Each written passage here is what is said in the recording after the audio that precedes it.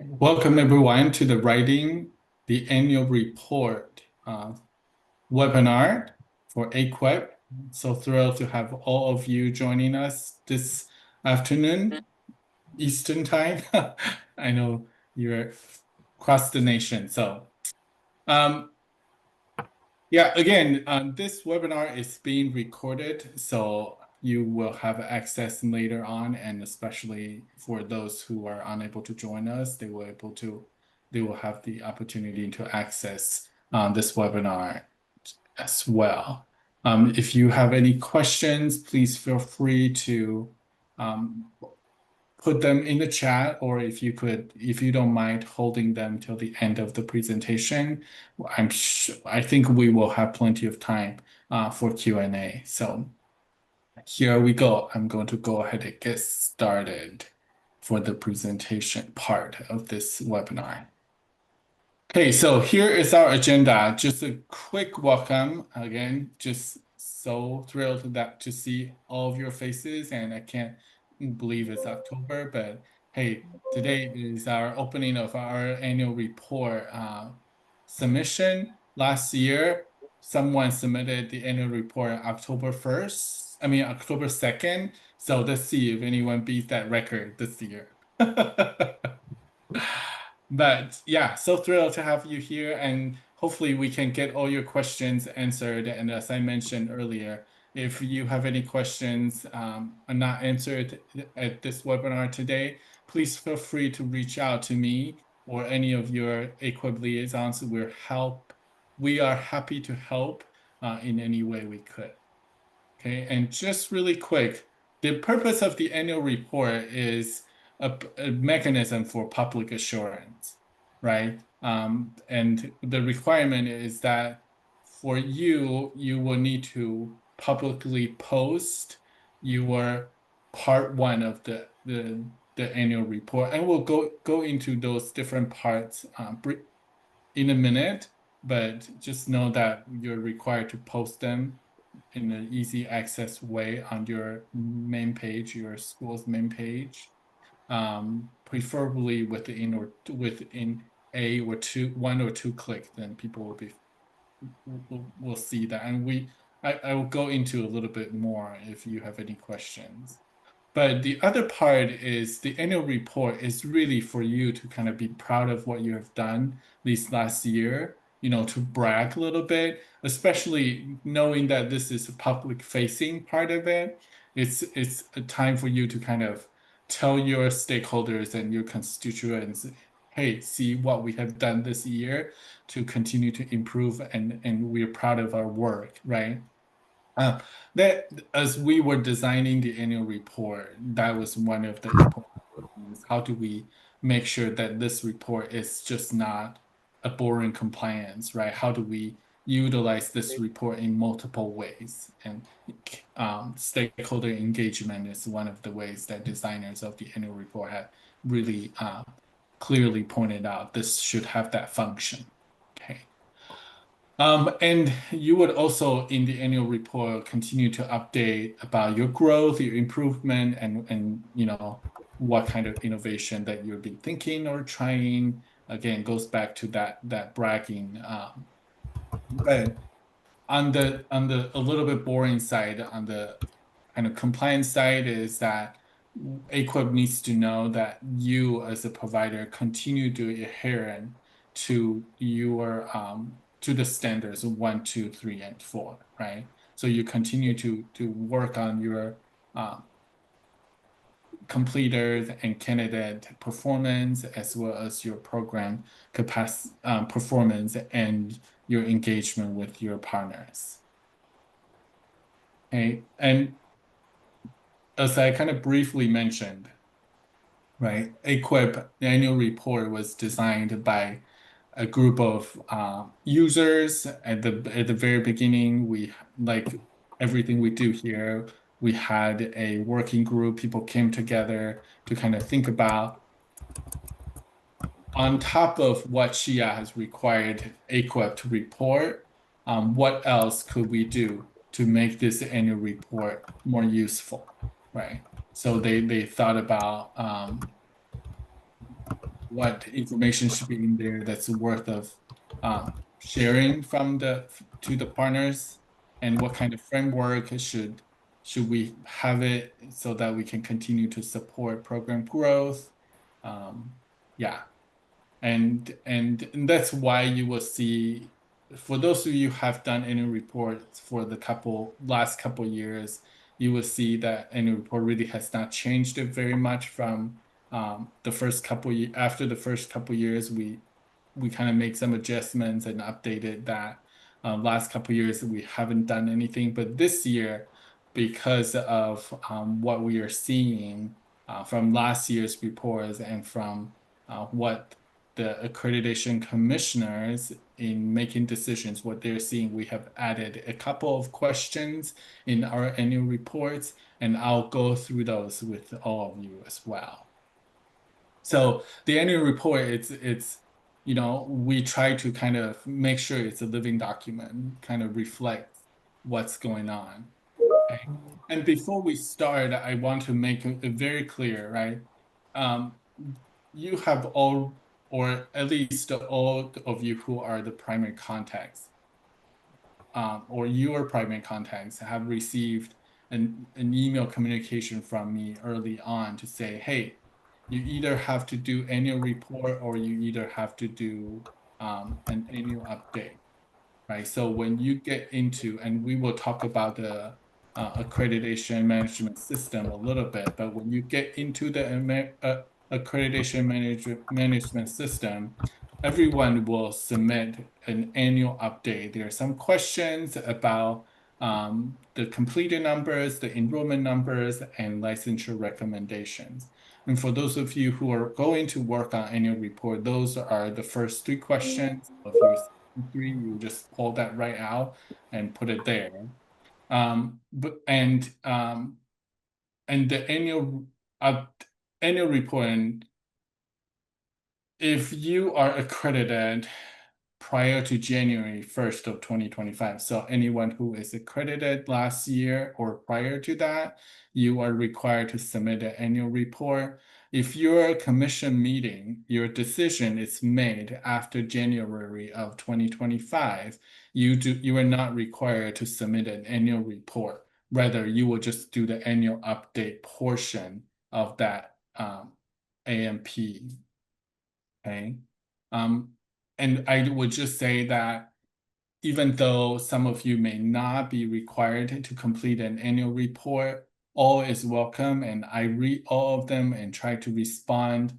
And I think some of I over the years I have sometimes gotten the question of like, oh, why would someone try to do it without even before it's required? And my answer to that would be so that you know what the report looks like, where you're getting all your information from next year, it'll be easier. And part of the annual report, and we will go over that too, is a planning tool. And I think it is super useful as you kind of as you look into what you want to have accomplished this coming or this academic year, right? So this is just some logistics, right? So most of you will only submit one annual report because you only submit one self-study. But if you have submitted multiple self-studies, we would expect one annual report per self-study. Okay, so if you have submitted, let's say, two QARs, one for your initial programs and one for your advanced programs, we would expect to have one annual report for your initial programs and one for your advanced programs. Okay. Let's see. Yeah, and so the information to access the AMP should be shared already with your PC. If you have any questions, or if you're a PC and you have questions about how to access it or how to add people to have access to it, let us know. We're happy to help. Okay. And all the templates and guidance documents are available on our website. Okay, so please feel free to utilize those resources. And again, we are here, okay? So any questions, let us know. So I'm going to go into the actual parts of the annual reports now, and just talk through the 9 parts that you will fill out. Okay. So as I said, there are 2 parts of the annual report. One is the public data that you're going to post and you're going to share. And there are 5 sections in this part 1. Okay. The first part is the overview and context. And this one, you really don't need to submit. You really don't need to spend too much time on it, right? Because you could just open your QAR or IAR, you already have written some of those, copy and paste. This is a quick part, right? Easy part. And again, we wanted to have this one is because remember this part is going to be public facing. So for those your stakeholders or people who are coming to your institution for the first time, this will be some good background information for them.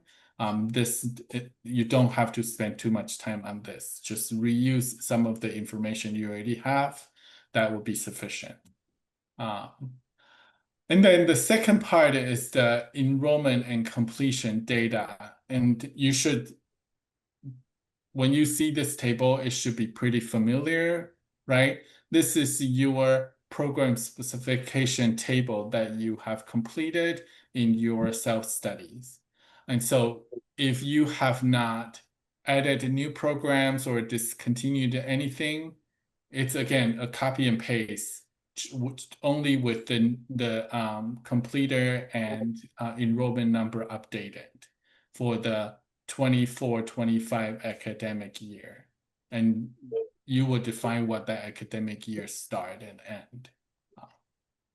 Okay. And if you have any new programs or discontinued programs in the annual report, there is also right after this table, there's a little section for you to put it. Like I am adding this new programs to our scope of accreditation, or I'm discontinuing this. I'm removing these programs from our scope of accreditation. There's a place for that. Okay. So pretty simple, hopefully. The third section in part 1 is the program performance indicators. And I think this is where people are starting to get into, like you might have a little bit more questions. But in our guide, we have pretty clear kind of explanation to each of the sections. And as you can see, the questions A, B, C are the 3 questions that we ask everyone in the annual update. So you could easily just take these 3 numbers and plug it at the beginning of the annual the accreditation management platform. We use this number to calculate the membership dues for the coming year, for next year. So it's important to get that accurate. Okay. In the past, we might have some questions about the summary of state licensure exam results. I would just stress that we do ask you to kind of give us kind of an overall pass rate for all your programs, but if you could also break it down by programs, and if any, that's for example, if your chemistry pass rate is below 80, then just talk a little bit about why is that and what you're doing to address that. Okay. So that's what we are interested in, is why and how you are, but it's not if the overall pass rate is above the 80%, there should not be any red flags or anything. The other thing that I think it might be challenging for this one is I know many states have kind of moved away from a state licensure test. And so if you have no state licensure test, just also let us know right there, or if there is any like exams or any other assessment tools that's being used to replace those state licensure exams. This is also a place where you can kind of talk a little bit about. Evidence from F, G, and H, right? Evidence from your program completers. This oftentimes people you talk about their surveys and their survey results for this last year. Okay, and then I know for number H, some of you may have more information about the employment rates, some of you don't. So just let us know. If you don't, it's fine. If there is any methods you're considering to obtain that number, just talk about it, okay? So this year we're adding this one question I about on staffing capacity, right? Because when the over the years, I think many of the programs have people come and go, and because of the economic hardship that we're all experiencing, sometimes the line is not backfilled or it's not open at all. So we are just using this as an opportunity for you to kind of use the report to us, but also use this as a leverage to kind of talk to your administrator to say, hey, our accreditor requires us to report, so you really need to fill this line so that we can continue to say we have enough capacity to run our programs.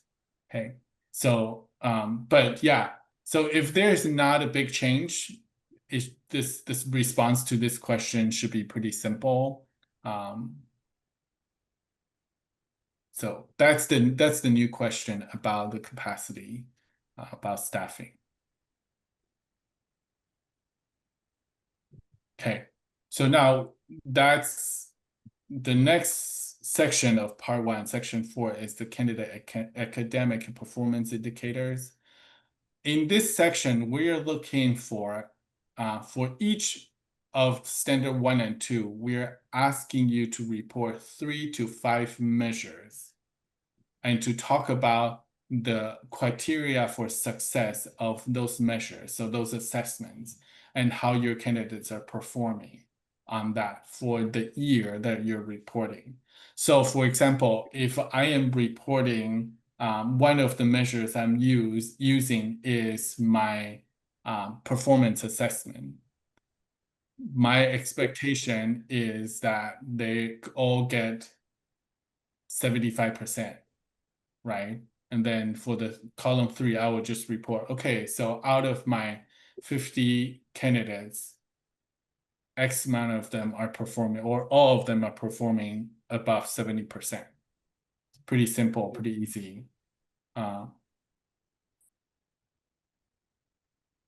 Okay, but the importance is to talk about your performance expectations, because over the years, sometimes people don't have that indicated very clearly. So then I would go back to you and say, hey, can you tell me exactly what that is? Also, the reason why I bolded 3 to 5 measures is in the past, people would talk about, give 1 or 2 instead of the 3 to 5 that we're asking. And 3 to 5 is for each of the standards 1 and 2. So you would have minimum of 6 different measures.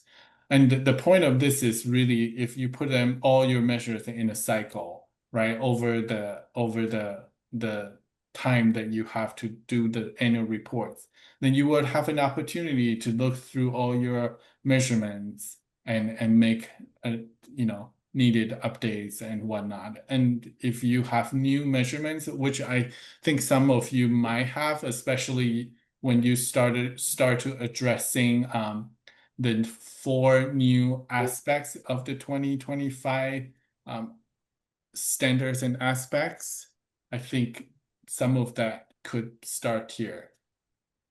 Yeah. The question has about, can you utilize the same measures? The answer is yes. Yep. One assessments could measure multiple things.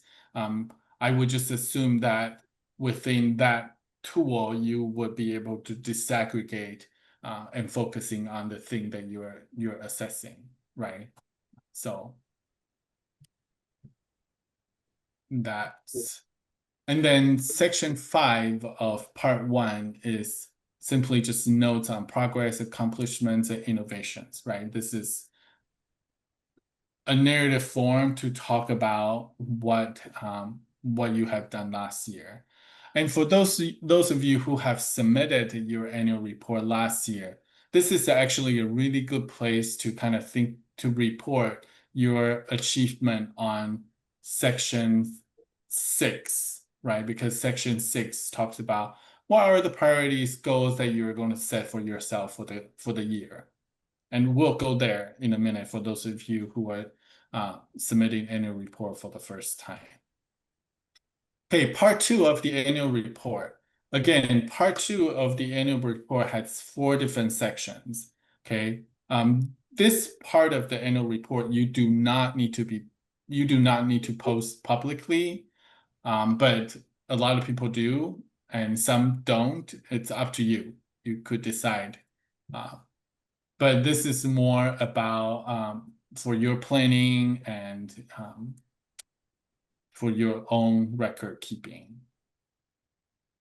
So the section 6, it looks like this, right? You are setting goals, you're taking actions, you're kind of talking about what you would expect to come out of this, the priorities and goals and actions.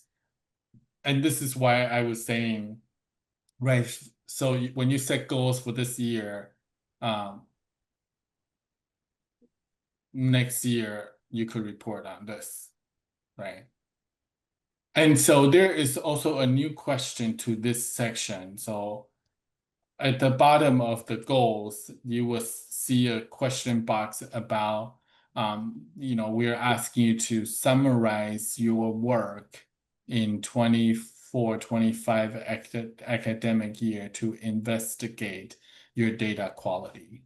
So are you doing anything, or are you thinking about how do you continue to ensure your reliability and trustworthiness and fairness and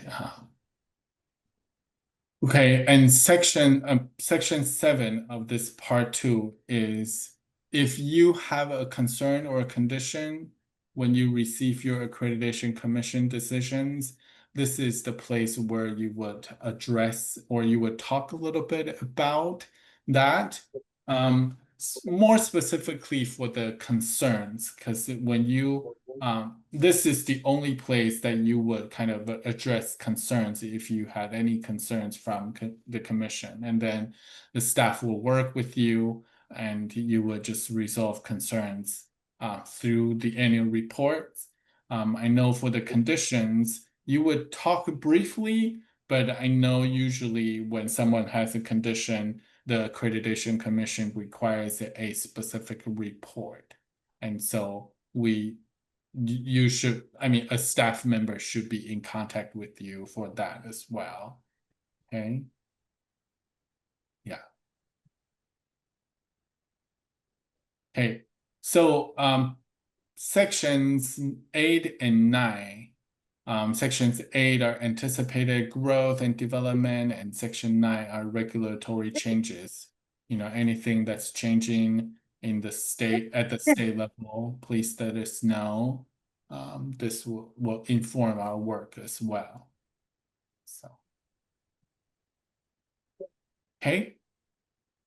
I am going to ask Sarah to come on, and so she can talk about responding annual updates and posting your annual reports. Sarah. Hi. Oh, thanks, Sungti. So as Sungti mentioned before, you all are going to log into Weave to submit your annual update as well as your annual report. So you can log in using this link here. You can also navigate there by going to our website and then going to the Accreditation Management Platform webpage and clicking on that login. We also have a navigating the annual update in the AMP that has a step-by-step guidance on how to access everything and where to access it all. But basically, you'll log in and then you'll see these three little bars at the top, and then click on the annual report, and that will navigate you to the place where you need to go.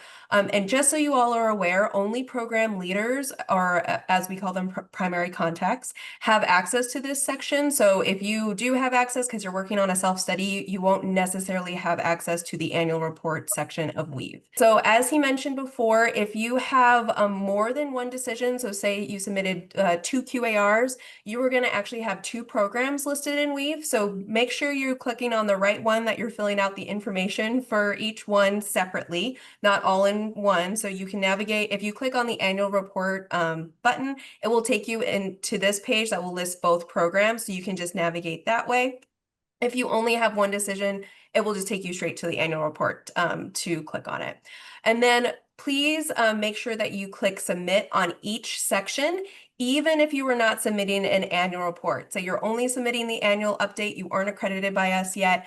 That's okay. You still need to click submit on both sections. That way we get it on the other end. So please just be aware of that. And I think it's back over to you now, Sungdi. Hey, so thanks, Sarah, for that. This is so that's kind of the information, and I'll go through the questions, but just a quick recap and reminder. The annual report is submitted through the accreditation managed platform, and I would ask you to, the template for the annual report is on the website, and I'll ask you to download it, fill it out, and then save it as a PDF before you upload um, to the system. That way, it's because when we're downloading it, a PDF will capture your formatting. With If you just upload a Word document, that messes things up, and it's very sometimes it gets very difficult to read. So the annual report should be one click from your homepage. So I know many of you in the past have kind of a designated place, and so I'll just ask if you could kind of work with your IT to move that page where you're uploading or you're saving all the annual reports up a little bit, right? So your home page, the schools or the department's homepage, the annual report should be one click away from that. Chia is really coming down on that, so we just really need your help to so that we can stay compliant with that. And we will start check by January 15th. I think actually a little bit earlier than that, so that we have an opportunity to communicate with you. Usually I start checking that once I get back from the New Year holidays. So within the first week, you might be getting email from me to say, hey, I'm not seeing your posting. Can you follow up with your IT and all that kind of stuff. So just thank you for your help and thank you for your patience on that one. And speaking of IT, so sometimes it from our experiences we have seen in the past is sometimes it takes a while for your IT to post the report. So if you could communicate with them earlier, that will help. That would help for the annual report to be posted in time. Okay. Sungti, I have a question about the posting. Yes. The one click, does that mean one click and they see the report, or one click and they see a link to the report? Good question, Song. Our interpretation is one click, then they see the link to the report. Got it.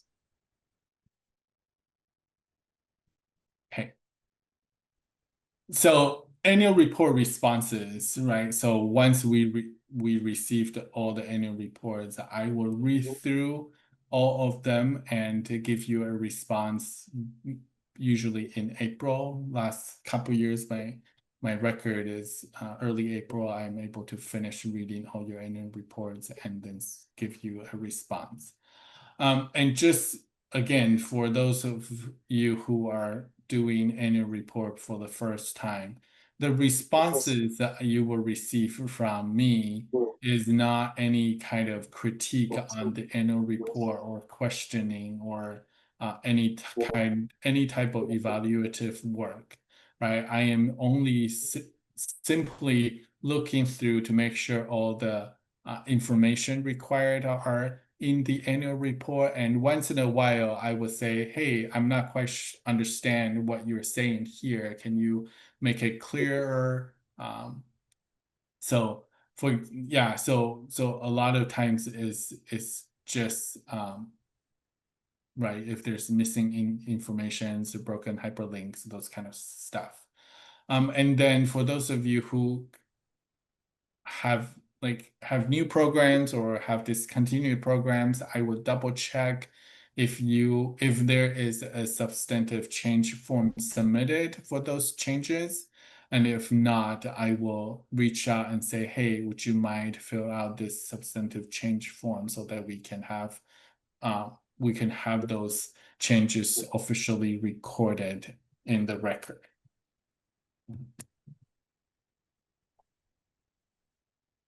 Okay. We do have a webinar coming up, so that might be helpful. So consider that. And then this is to the extent of my PowerPoint. Again, I will send this to you with the recording after the presentation, but I am going to stop sharing and then turn my focus to the questions in the chat. Let's see, we did show the website where to go and look for submission. And then Ramona, your question about 80% on the first try, it really it's up to you. As long as you make it clear in terms of your narrative or indication, because I think it would help the readers as well as it will help you in the future when you come back and read that data and say, oh, how did I come up with that data, right? Especially when you're kind of trying to write your next quality assurance report, this information might be helpful. And so make sure that it's clearly indicated would help the reusability of all the work that you're doing right now in the annual report. And then for Jacob, your question about the small ends, yes, you have the discretion to determine how you're going to break it. We have seen in the past people aggregate to say this is the pass rate for all our secondary programs, right? Because every single secondary programs have small ends. So we have seen that as well. So that's totally fine. And because what's adding to the sensitivity of this is because this is publicly posting information, so you want to be extra careful in terms of privacy and identifiability of these data. So and I think I respond to Julie's question about the same measures for standards 1 and 2. Okay.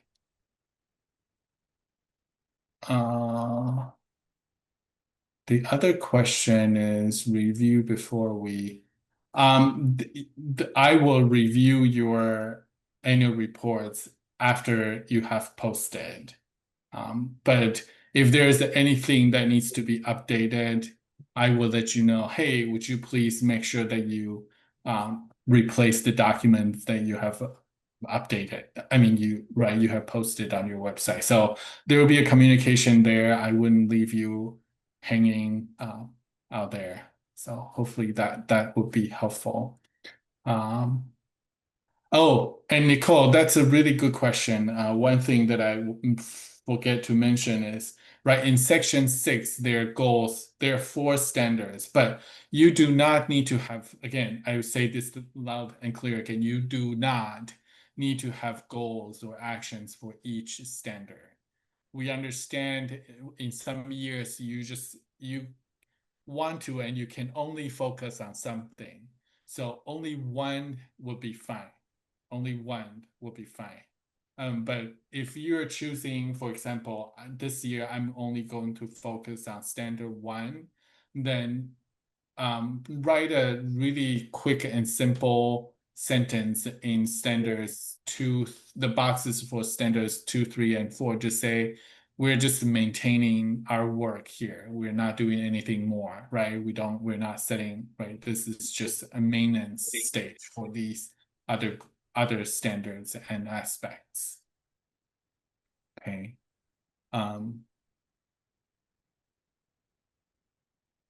Okay, so the next question. Lynn had a question. Report all test attempts that occur during. No, Lynn, I think that question was very similar to Ramona's. Ramona's question was, do we just report first attempt or second or the best attempt? It's up to you. You can report whichever one that makes more sense to you. Just make sure that you have clearly indicated this is where this number is coming from to help you and to help us in the future. Okay. Let's see if we schedule office hours with you. Yes. Yep. Julie, it's totally fine. In the past, I have scheduled some calls with providers who were submitting it for the first time, and happy to chat and happy to go through any questions you may have. Yeah. Other questions? I know Sungti, many have of a you. question about accessibility. So on my campus, I can't publish something that doesn't meet accessibility standards. And I believe it's Title II compliant. I ran the template through a checker and it does not meet standards. Can I make changes with what we publish on our webpage so it does meet the accessibility standards? Yes, please. And Nicole, actually, when you do that, can you share with me the template, I mean the result of the changes? Because I'm sure you're not the only in providers that needs to do that. And sorry, we have neglected that in the Yeah, I'll past. send you the report from when I took the blank template and ran it through the checker, and it told me the places that it needed change. So I'll send that to you this week. Perfect. Thank you. Thank you. So we can make changes in future years as well. Other questions or concerns, or is there anything that I have not answered for you?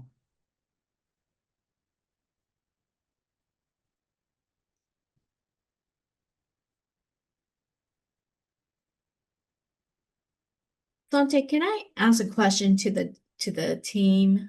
Yeah.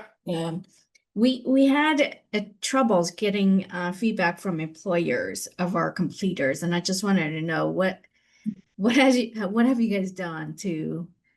We sent it out and we only got 3 back, and so I wanted to see if there's any feedback suggestions from you, Santi, or anybody else. I have a suggestion. Yes. Invite them to a focus group and run it that way. Just do small samplings that way. We have the same issue. Unless you get above 30%, I don't think it's reliable. So Yeah. we ran focus groups either after a course, we jumped into courses at the end kind of thing, or for completers, we invited them to a meeting. And if even 4 showed up, we did a focus group there with a few questions. It was the only way to be able to get people to engage sometimes.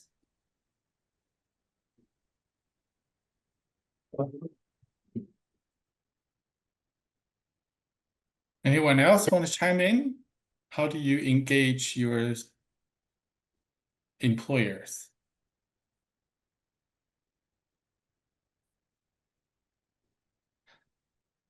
And so I would say this as well. Next week is the cohort meetings, and I think that will be an excellent question to bring to the cohorts as well. Thank you.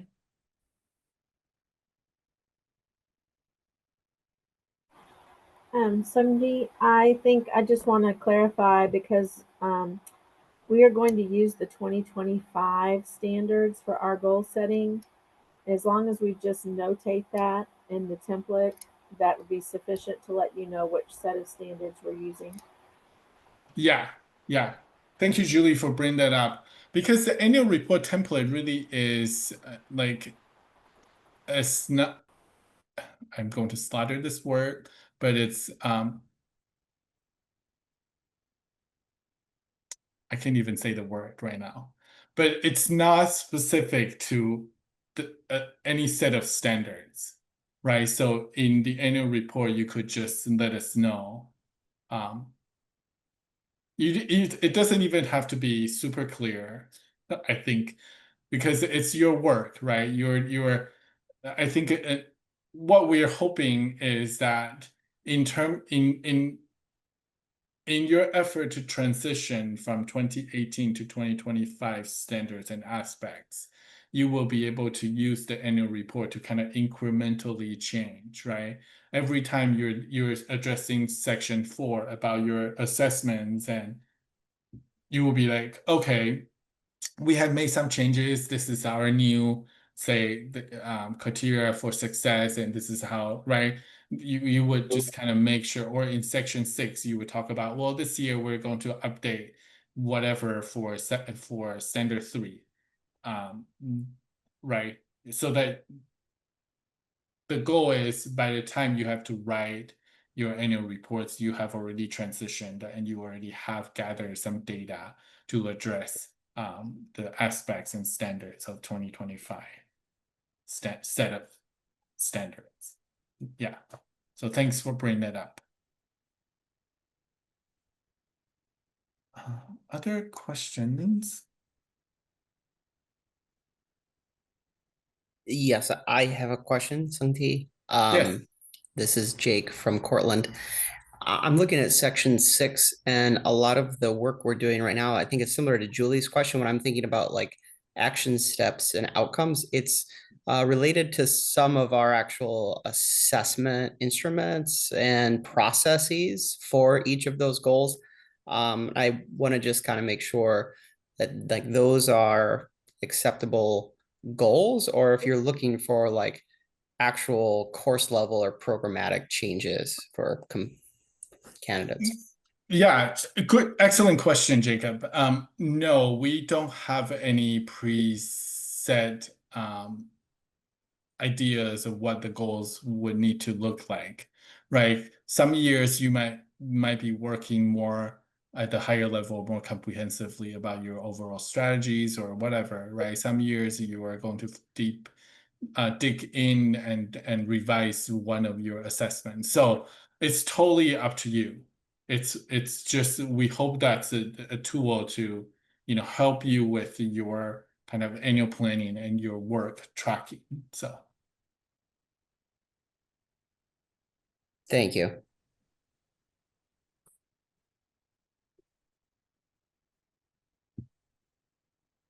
other questions?